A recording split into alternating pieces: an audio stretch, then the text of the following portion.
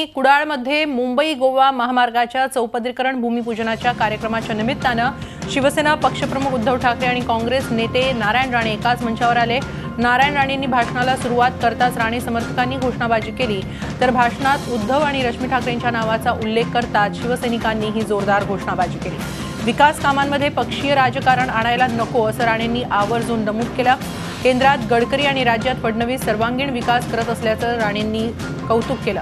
तत्पूर्वी कार्यक्रमाच्या ठिकाणी राणेंची एंट्री होताच राणे समर्थक आणि शिवसैनिकांमध्ये जोरदार घोषणायुद्ध बघायला मिळालं। स्थानिक काँग्रेस पदाधिकारी दत्ता सावंत, प्रतीक सावंत, राकेश परब, रणजित देसाई यांना पोलिसांनी कार्यक्रमस्थळी प्रवेश नाकारला। त्यावरून या नेत्यांनी पोलिसांशी हुज्जत घातली।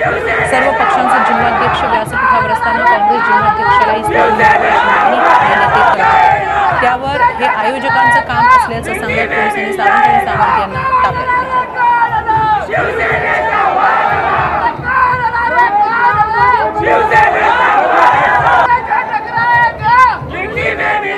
नारायण राणे आपल्या भाषणात काय म्हणाले ते ऐकूया।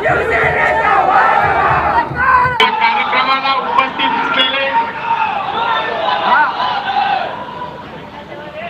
केंद्रातील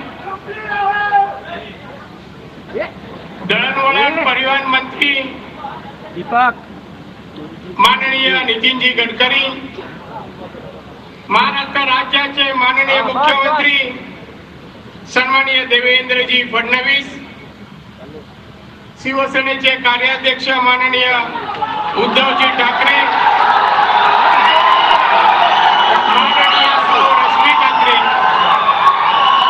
सन्माननीय सुरेश प्रभू, सन्माननीय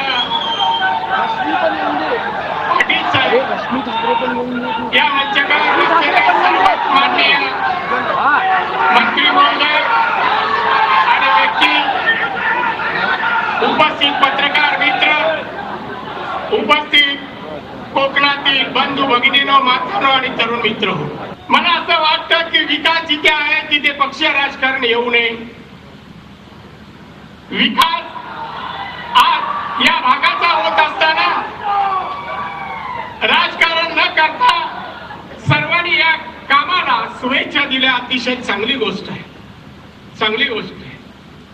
मी अनेक शासकीय कार्यक्रम पाहिलेले आहेत, केलेले आहे, उपस्थित राहिलेलो आहे। या शासकीय कार्यक्रमामध्ये विकास कामाच्या भूमिपूजन आणि उद्घाटनाला असलेलं वातावरण पण मी अनुभवलेलं आहे।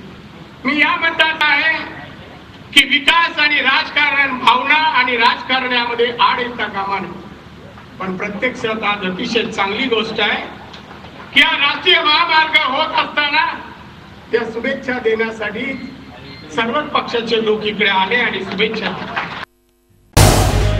झी 24 तास रहा एक पाऊल पुढे।